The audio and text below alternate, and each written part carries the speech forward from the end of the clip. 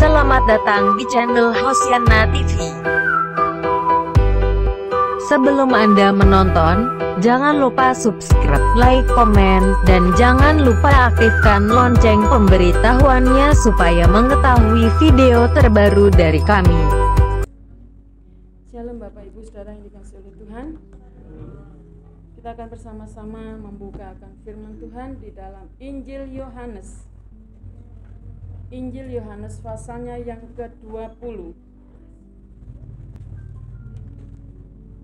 Injil Yohanes pasalnya yang ke-20. Kita akan perhatikan ayatnya yang ke-24 sampai dengan ayatnya yang ke-29.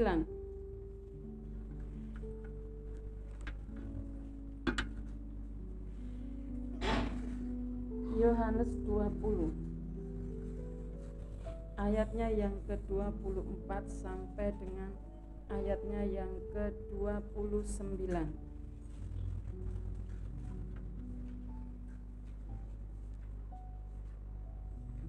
Kalau sudah bersama-sama menemukan akan ayat yang akan kita renungkan bersama-sama pada siang hari ini, kita akan baca bersama-sama satu ayat sampai dengan ayatnya yang ke-29. 1, 2, 3. Yesus menampakkan diri kepada Thomas.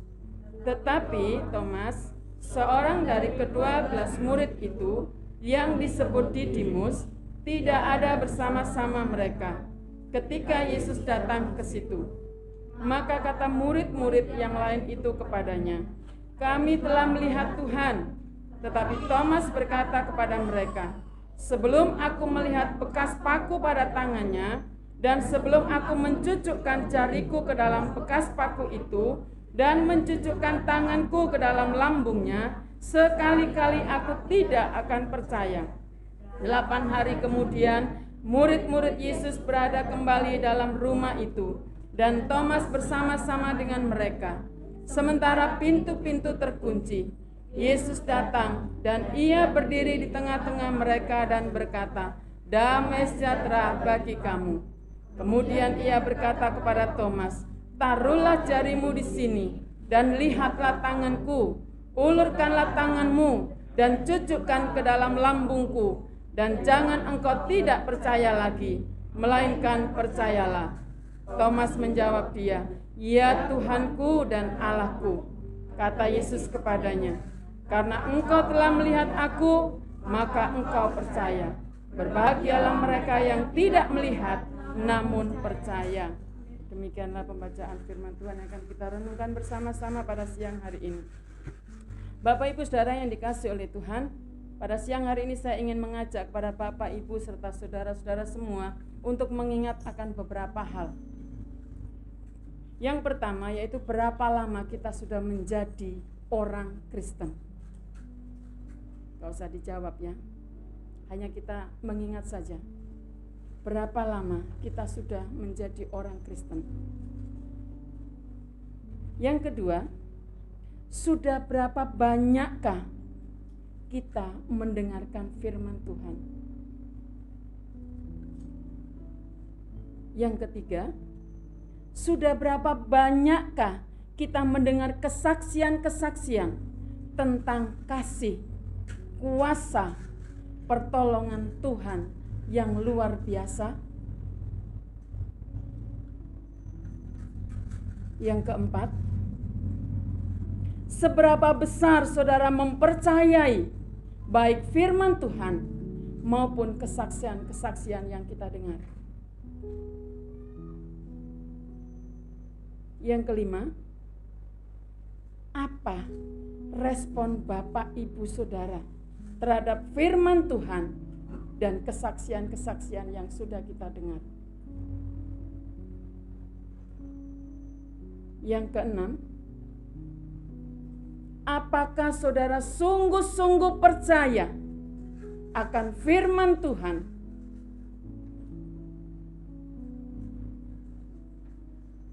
Yang ketujuh, apakah saudara pernah mengalami secara pribadi perjumpaan dengan Tuhan?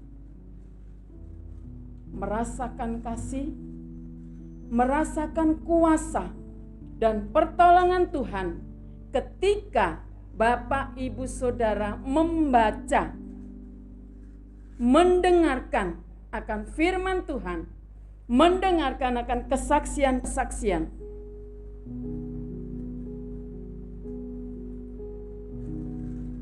Bapak, Ibu, Saudara yang dikasihi oleh Tuhan, kalau kita memperhatikan dari nas yang sudah kita baca bersama-sama tadi,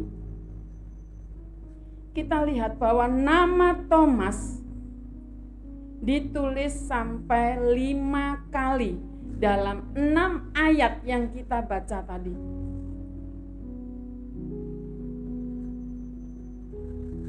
Mengetahui hal ini maka timbul satu pertanyaan. Sebenarnya siapakah sih Thomas itu? Sampai dalam 6 ayat saja namanya disebut sampai 5 kali.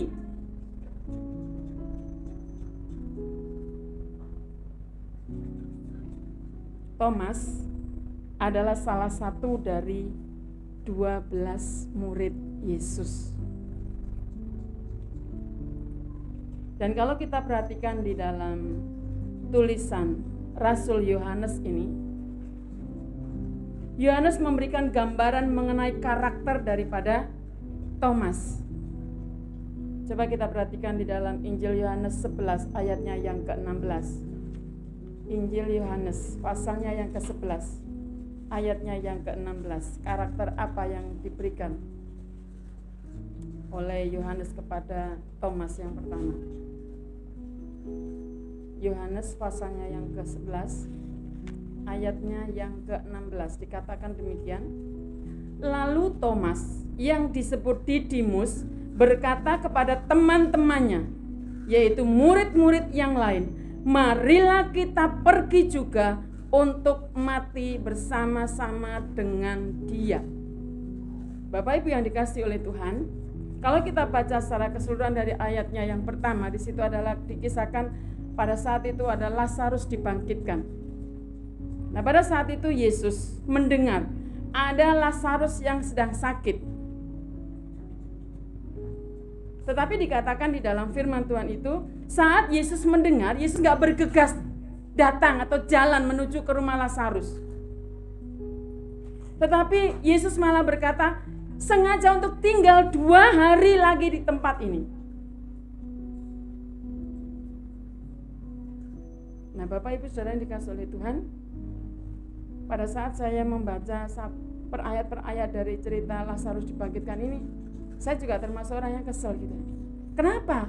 Di saat orang membutuhkan pertolongan, di situ justru Tuhan nyantai sepertinya ya. Kok tenang-tenang sih? Ini orang sudah genting. Seharusnya Yesus yang punya kasih, yang punya kuasa, dan Dia sanggup untuk menyembuhkan akan Lazarus. Tapi justru Yesus tenang-tenang. Duduk di situ, mau tinggal lagi 2 hari.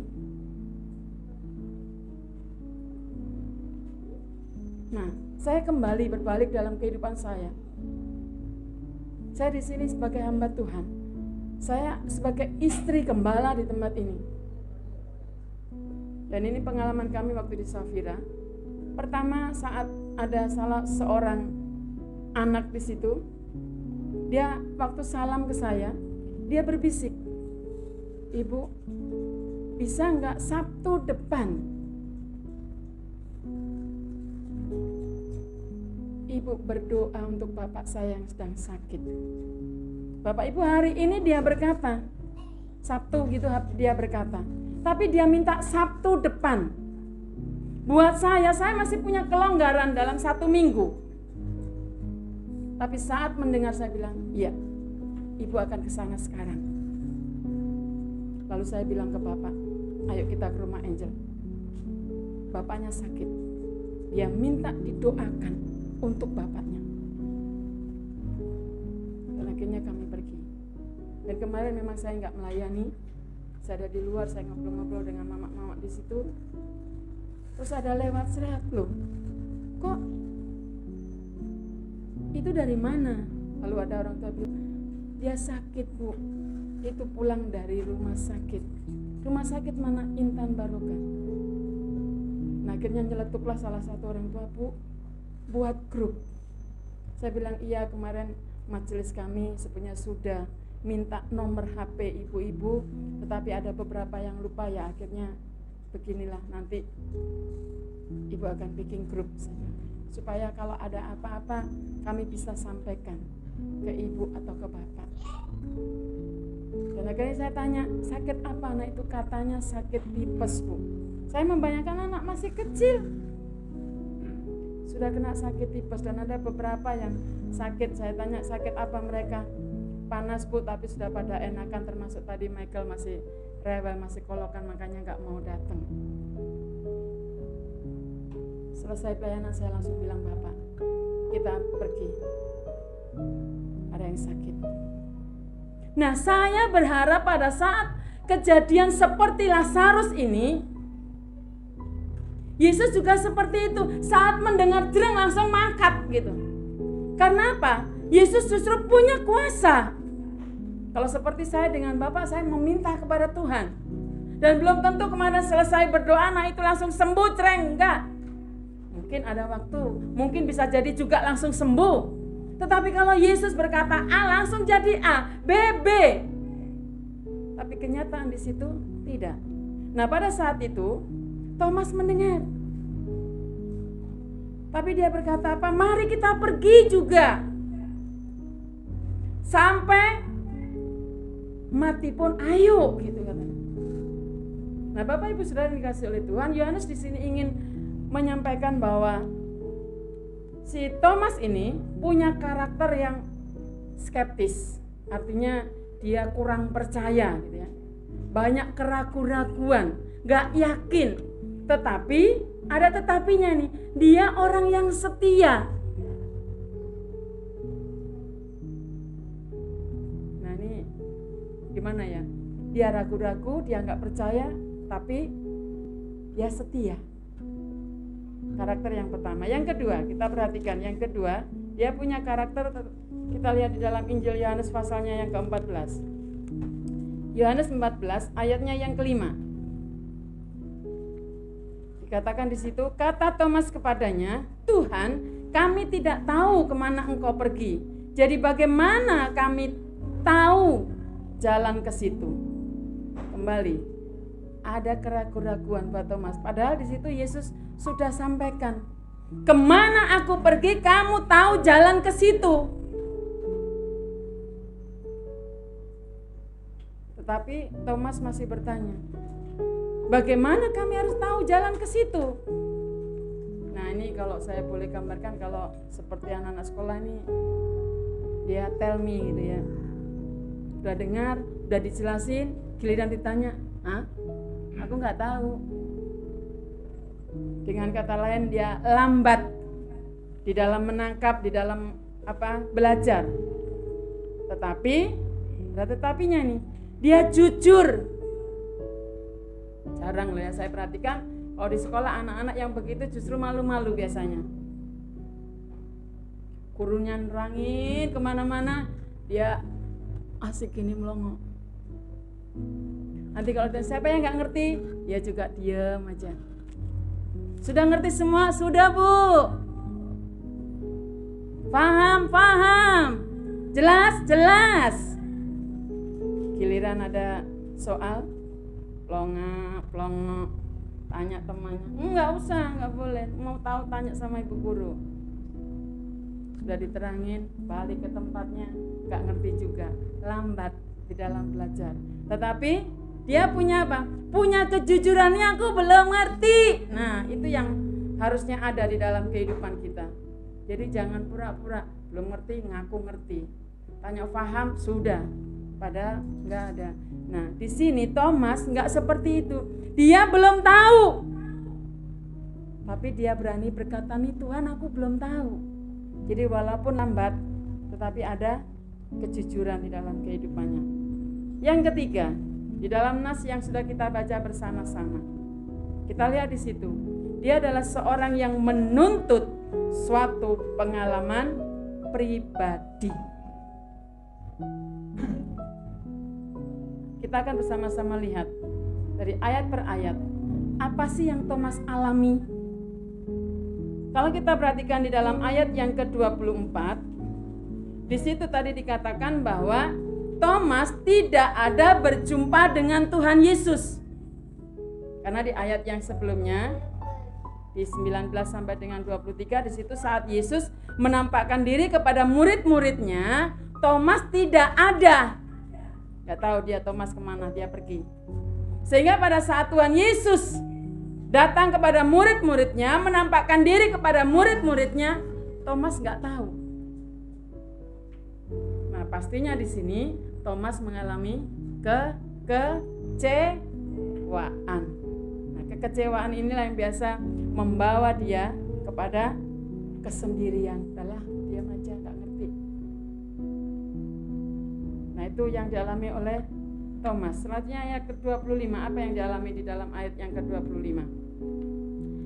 Dikatakan di situ, walau Thomas tidak ada, tetapi murid-murid yang lain tetap memberikan kesaksian kepada Thomas. Kita lihat di sini, teman-temannya nggak pelit. Walaupun teman-temannya sudah tahu, nih aku sudah berjumpa dengan Yesus, yang dikatakan Yesus sudah bangkit. Dia ceritakan pengalamannya kepada Thomas. Jadi teman-temannya nggak diam.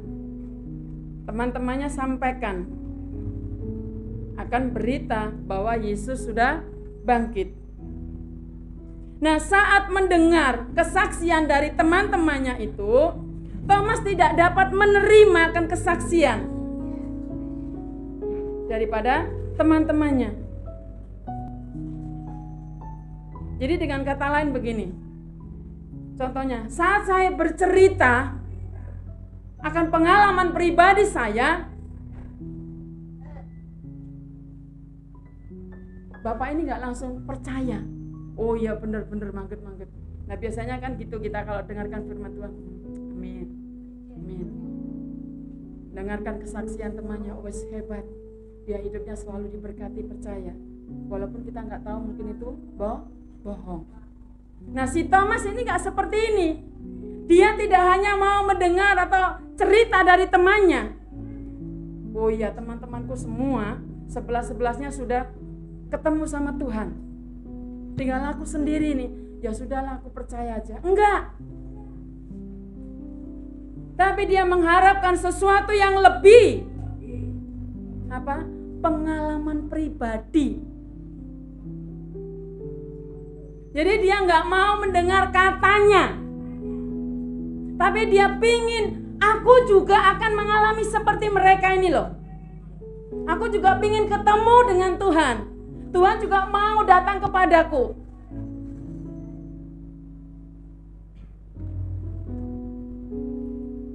Oleh karena itu, dengan ayat-ayat yang kita baca ini, sehingga menanggapi bahwa banyak orang menganggap Thomas itu terlalu skeptis, banyak keraguan. Dia nggak percaya kalau Yesus itu bangkit. Nah, sebenarnya kalau kita perhatikan nggak juga ya. Karena apa?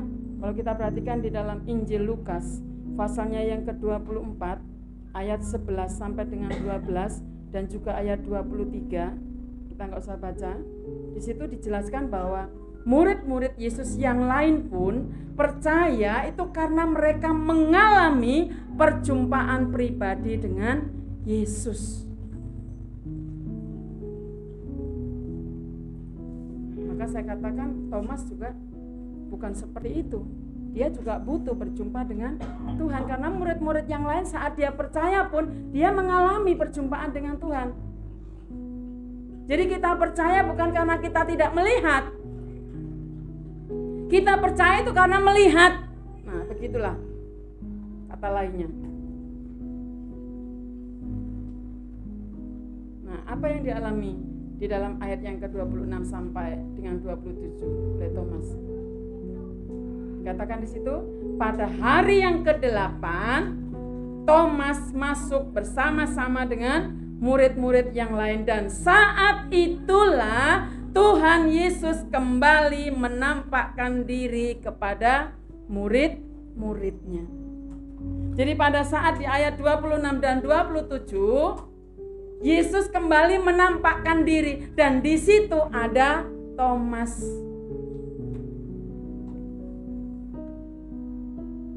Kita lihat di sini. Dan jika kita perhatikan akan ayat-ayat itu 26 dan 27, kita melihat bagaimana Tuhan Yesus memberikan perhatian khusus kepada Thomas.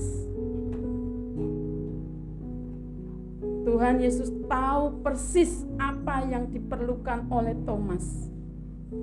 Dan Tuhan Yesus menjawab Thomas sesuai dengan kebutuhannya. Apa kebutuhan Thomas? Ingin berjumpa dengan Tuhan. Dan Tuhan tahu kerinduannya Thomas. Tuhan lihat apa yang diinginkan oleh Thomas. Sehingga Tuhan menampakkan diri lagi pada saat Thomas ada bersama-sama dengan teman-temannya. Bapak Ibu Saudara yang dikasihi oleh Tuhan, ini merupakan pengalaman pribadi di dalam kehidupan Thomas. Dan biarlah kita juga seperti itu, bukan hanya mendengar katanya. Dan kita senang kalau teman kita bersaksi, wow luar biasa. Tapi kita diam aja, ya. Kita nggak pernah ngalamin apa-apa. Tapi mari kita bersama-sama belajar seperti Thomas. Aku juga ingin Tuhan, untuk berjumpa dengan Tuhan secara pribadi. Bapak Ibu Saudara yang dikasihi oleh Tuhan, yang dialami oleh Thomas di ayat yang ke-28, di situ Thomas menjawab dia, ya Tuhanku dan Allahku. Jadi penampakan diri Tuhan Yesus kepada Thomas membuat sebuah perubahan yang sangat nyata di dalam diri Thomas. Kenapa? Karena setelah Thomas melihat secara pribadi Tuhan Yesus yang sudah bangkit, hidupnya berubah. Yang dari awal dia tidak percaya, ada keraguan-raguan, menjadi muncul satu pengakuan yang nyata di dalam hidupnya. Dia katakan, ya Allahku, ya Tuhanku. Dengan kata lain, Thomas bukan sekedar menganggap bahwa Yesus itu sebagai guru, Yesus sebagai nabi, Yesus sebagai penyelamat. Tetapi dia berkata, dia adalah Tuhanku, dia adalah Allahku.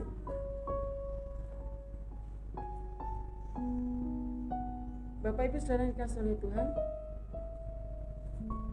sesuatu pengalaman pribadi yang sungguh luar biasa, mengubah kehidupan, karakter yang tidak baik menjadi baik. Dan di ayat yang ke-29 merupakan pesan Tuhan bagi generasi berikutnya seperti kita, yang walaupun tidak melihat Tuhan Yesus secara fisik, akan tetapi kita mendapatkan kebahagiaan. Karena apa? Walaupun kita tidak melihat, tetapi kita percaya. Jadi berbahagialah kepada setiap kita yang tidak percaya, yang tidak melihat, tetapi percaya. Nah, Bapak Ibu Saudara yang dikasihi oleh Tuhan, dari pengalaman Thomas ini kita dapat belajar bersama-sama. Yang pertama, jangan menjauhkan diri dari persekutuan dengan saudara-saudara seiman. Lihat tadi Petrus, saat Tuhan menampakkan diri kepada murid-muridnya, Petrus gak ada. Dia pergi jauh dari teman-temannya. Makanya dari pengalaman si Thomas ini, kita mau belajar jangan pernah tinggalkan persekutuan dengan saudara-saudara seiman. Kita bisa saja seperti Thomas. Kita sudah banyak mendengarkan firman Tuhan. sudah banyak mendengarkan kesaksian-kesaksian. Dan mungkin kita sejak dari bayi, waktu dilahirkan mama kita ngoy, kita sudah menjadi orang Kristen. Tetapi ketika kita mengalami yang namanya masalah, kita mengalami kekecewaan yang melandakan hidup kita, mulai keraguan-raguan muncul. Kita mulai lemah iman. Bapak Ibu, dalam kehidupan kita biasanya seperti itu. Kalau masalah terus datang, sepertinya kita sudah nggak sanggup lagi, langsung lemes. Apa yang mau aku buat? Apa yang mau aku lakukan? Aku sendiri.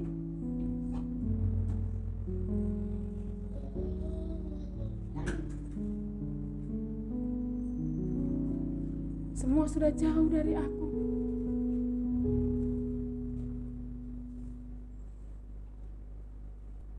Sudah gitu ditambah lagi badannya sakit-sakit. Ditambah lagi nggak ada duit. Lengkaplah sudah. Sehingga kita berkata, mana Tuhan? Yang katanya Tuhan penuh kasih, yang katanya Tuhan menolong, yang katanya Tuhan berkonon, dan lain sebagainya.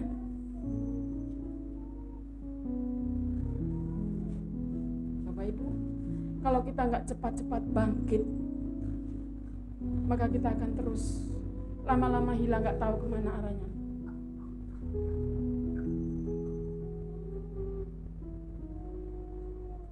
Makanya dari pengalaman Thomas, kita mau belajar. Di saat kita lemah, di saat kita sakit, di saat menghadapi segala sesuatu yang sulit membelit dalam kehidupan kita, jangan pernah sekali-sekali kita meninggalkan persekutuan sama-sama dengan saudara seiman, terlebih persekutuan dengan Tuhan. Karena dengan kita bersekutu dengan Tuhan, di situ akan muncul sebuah kekuatan, di situ akan muncul sebuah penghiburan, di situ akan muncul sebuah nasihat, muncul sebuah pengajaran-pengajaran di dalam kehidupan kita.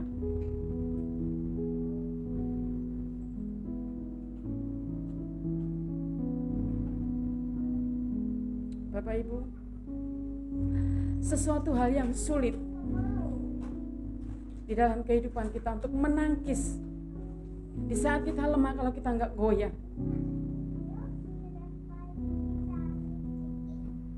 Sebenarnya kemarin di Safira itu harusnya tugas saya sudah siapkan, tetapi karena kondisi saya, sehingga pagi pun saya sudah berkata kepada Bapak, karena ada nasi Iva yang gak habis, Bapak bilang buang aja ya, karena dikira kami puasa gitu. Saya bilang saya gak puasa, percuma, saya bilang seperti itu. Dan kesempatan besar buat saya, disuruhlah saya masak. Padahal di pikiran saya sebelum terjadi itu, saya udah bilang Bapak, sore saya belanja, saya rapi-rapiin, pagi tinggal cemplung-cemplung, karena saya ingin duduk bersama-sama dengan pelayan-pelayan yang lain untuk berdoa bersama-sama. Tetapi tiba-tiba ada halilintar datang, menyambar saya. Oh, kesempatan buat saya disuruh masak. Dan Bapak bilang, besok saja belanjanya. Oh Tuhan, terima kasih. Sebetulnya itu setan yang mengganggu saya, bukan dari Tuhan yang kesempatan yang baik. Saya masak dengan santai. Pulang dari danau saja saya nggak langsung kupas-kupas. Saya masih duduk ngobrol dengan Bapak. Kesempatan supaya saya nggak bersekutu bersama-sama. Dan sampai puasa pun saya nggak jalan. Bapak Ibu, nggak ada kekuatan.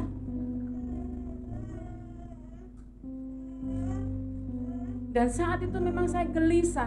Sampai saya berpikir, jangan-jangan nanti yang saya masak ini nggak enak, karena nggak ada hati damai.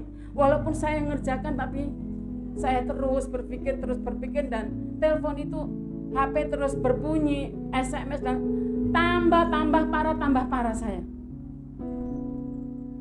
Dan akhirnya saya berkata, beginilah kalau sendiri. Sampai akhirnya muncullah saya mau nyalakan air. Begini nasib kalau anak tunggal. Sendiri, gak ada yang mau diajak ngomong. Bapak Ibu, ini sungguh-sungguh melemahkan iman saya.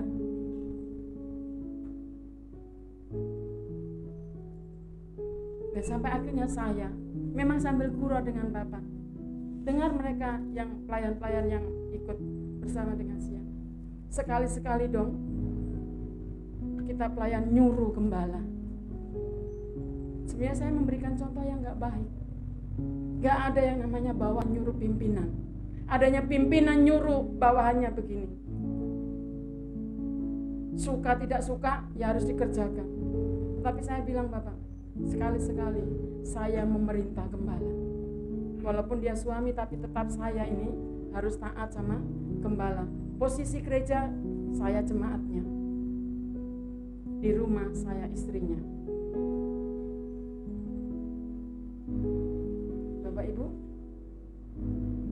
siang santai, dikiranya saya bohong. Sudah mau berangkat, bener mah aku yang cerita. Iya, memang aku bohongan. Karena apa? Saya pingin nggak ada. Pas dia nanya, ya keluar lah. Ternyata terobati di Safira. Saya ngobrol dengan orang tua, begini Tuhan. Ternyata indahnya. Mereka saja rindu bersama-sama. Kalau ada apa-apa, Bu, kita bisa cerita. Ada bimbingan rohani. Saya bilang, oh luar biasa. Saya bilang, Tuhan ampuni saya. Bapak Ibu, di sini Thomas sungguh-sungguh mengajarkan kepada kita agar di dalam kondisi kekecewaan kita tidak meninggalkan persekutuan baik dengan saudara-saudara seiman, terlebih meninggalkan persekutuan kita dengan Tuhan. Kita harus ingat dan percaya bahwa di setiap kondisi yang kita alami, Tuhan ingin kita dapat belajar lebih mengenal akan Dia. Bapak Ibu, 3:30 saya tidur. Dan Bapak tahu kalau saya naik ke tempat tidur, langsung dia peluk saya bilang sama dia, saya besok khotbah itu sebetulnya bukan ngotbahin Bapak Ibu, tapi sebetulnya saya mengotbahin diri saya sendiri. Dan mengajar kepada saya, ternyata di balik segala sesuatu itu saya nanti akan melihat nih loh, kamu punya Tuhan yang tidak pernah meninggalkan kamu. Dan di balik semua itu kamu akan belajar sesuatu hal. Dan di situ saya mengoreksi diri, iya. Saya dari kecil sudah ditanamkan untuk percaya kepada Tuhan, untuk punya iman kepada Tuhan. Kalau minta apa-apa kamu minta sama Tuhan. Kenapa hanya masalah kecil begini? Dan omongan dari macam-macam keluarga, saya langsung oh Tuhan. Jadi saat saya merenungkan bagian firman Tuhan ini, ulang-ulang saya berkata, Tuhan ampuni saya mau belajar untuk selalu dekat dengan Tuhan dan menggenggam Tuhan di dalam kehidupan saya. Boleh suami tinggalkan, boleh orang tua gak peduli sama kita, siapapun yang mau tinggalkan di dalam kehidupan kita, gak masalah, asal Tuhan tidak tinggalkan saya. Di situ malam saya berkata, Tuhan terima kasih, Engkau ingatkan aku secara pribadi, dan esok aku akan bagikan kepada jemaat. Saya bilang terima kasih Tuhan, Engkau sudah ngutbain aku dulu, Engkau sudah ajarin aku dulu. Sesuatu hal yang sulit memang, tetapi itulah kenyataan yang seringkali kita hadapi. Kita baru dihadapkan dengan sebuah kesulitan, kita langsung satu langkah menjauh. Seperti yang saya katakan, percuma. Ternyata Bapak Ibu itu salah besar.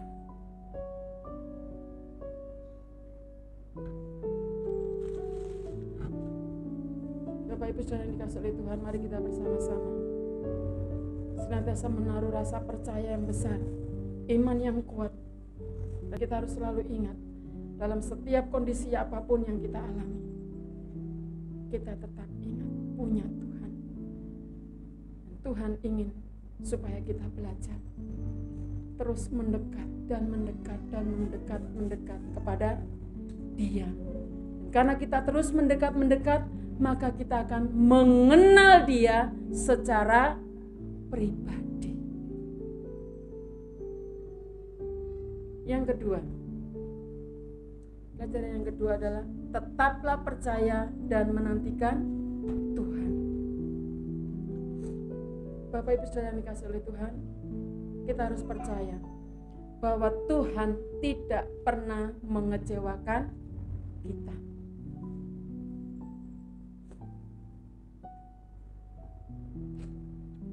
Saat saya menuliskan kalimat ini, saya langsung ingat dengan mama saya, nenek saya. Kalau nyapu, dia selalu berkata, upahmu besar di surga.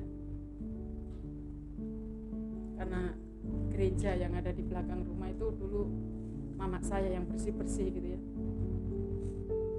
Lalu nenek saya ini kan ada kebun salak dan itu gak pernah dijual. Dia selalu bertanya, siapa minggu yang melayani, pendeta mana? Itu disiapkan salaknya, jangan dijual. Ini sudah diancam, termasuk saya cucunya, jangan dipotek. Karena salak itu kan satu janjang begini, jangan dipotek. Ini nanti untuk Pak Pendeta ini yang minggu datang. Nanti tanya lagi, selesai ibadah, nanti hari Minggu siapa yang melayani. Kalau gembalanya sendiri enggak disiapin salak. Tapi kalau nanti Bapak Pendeta yang dari sana disiapkan.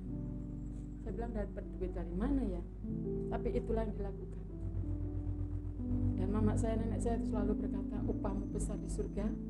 Dan lagu favoritnya, tak pernah kecewa mengiring Yesus. Bapak Ibu, saat hal yang seperti ini saya katakan, benar Tuhan memang tidak pernah kecewa. Dan Tuhan juga tidak pernah mengecewakan kita.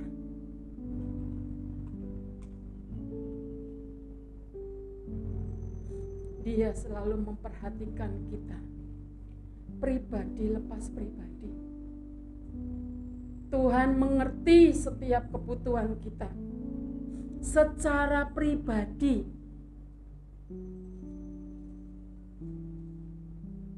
Seperti saat Tuhan memperhatikan Thomas. Dan akhirnya apa? Tuhan menjawab setiap kebutuhan daripada Thomas menurut waktu daripada Tuhan.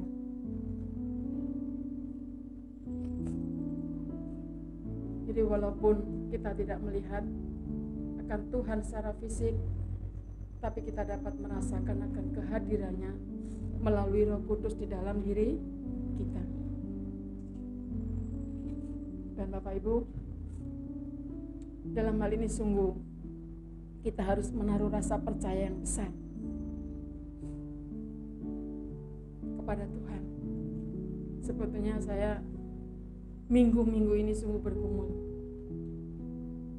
Memang saat telepon ke saya nggak pernah keangkat, tapi selalu Bapak yang menerima dan selalu Bapak juga yang memberikan jawaban solusinya. Tetapi saya Sebagai anak saya selalu berkata kepada Tuhan, Tuhan tahu apa yang saya perlukan. Dan akhirnya Tuhan itu berikan apa yang saya perlukan. Jadi syaratnya nggak sulit. Kita hanya percaya, setia menantikan akan Tuhan di dalam hidup kita. Pelajaran yang ketiga adalah responi perjumpaan dengan Tuhan secara benar. Bagi setiap kita telah mendapatkan kesempatan untuk berjumpa dengan Tuhan secara pribadi, merasakan kasih, merasakan kuasa dan pertolongannya. Nah, bagaimana cara kita merespon akan hal tersebut? Yang pertama, yaitu menjadikan Tuhan Yesus adalah Tuhan dan Allah kita, bukan sekedar penolong kita dan diri kita menjadi tuannya. Ingat Bapak Ibu, kita seringkali menjadikan Tuhan penolong yang kita suruh-suruh. Tuhan tolong aku mau berjalan ke sini, Tuhan aku mau ujian ini, kasih aku pintar, Tuhan berkati aku supaya aku bisa begini-begini. Kita suruh-suruh Tuhan, menjadikan Tuhan hanya sebagai penolong kita di saat kita sakit, di saat kita lemah, di saat kita nggak punya duit. Kita teriak-teriak kepada Tuhan sehingga kita duduk manis seperti tuannya. Tapi mari mulai hari ini kita belajar menjadikan Tuhan sebagai Tuhan kita dan Allah kita.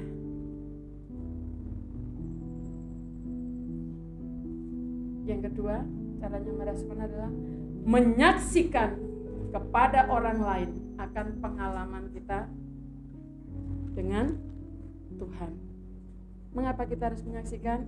Agar menjadikan kesaksian itu memberikan pengharapan juga kepada orang lain. Makanya kita jangan menjadi orang yang pelit. Yuk kita belajar berbagi. Berbagi bukan hanya berbagi uang, tapi pengalaman perjumpaan Bapak Ibu dengan saudara, dengan Tuhan secara pribadi, bagikan kepada setiap kita, supaya kita juga merasakan akan kasih kuasa Tuhan itu di dalam kehidupan kita. Jadi jangan pelit-pelit berbagi. Kalau Bapak Ibu sudah merasakan, oh ternyata Tuhan luar biasa buat saya. Oh ternyata kalau akui Dia adalah Tuhanku, Dia adalah Allahku, Dia adalah segala-galanya bagiku. Nih loh caranya. Saksikan, ceritakan. Seperti murid-murid Tuhan yang lain tadi. Dia sudah mengalami perjumpaan dengan Tuhan. Dia ceritakan kepada Thomas. Nah Bapak Ibu juga demikian. Ada pengalaman-pengalaman pribadi dengan Tuhan, sampaikan, ceritakan. Dan pada hari Rabu kemarin, Bapak Pendeta sudah sampaikan, yuk kita belajar bersaksi. Mari kita bersaksi. Mari kita ceritakan, kita sampaikan pengalaman kita, perjumpaan kita dengan Tuhan kepada saudara-saudara kita yang lain. Sampaikan, ceritakan. Dan itu akan menjadi pengalaman juga buat setiap kita. Itu juga akan menjadikan pengharapan kepada setiap kita. Jadi jangan ditahan-tahan. Kalau ada kesempatan untuk kita menyaksikan akan kebesaran Tuhan, kuasa Tuhan, kasih Tuhan di dalam kehidupan kita.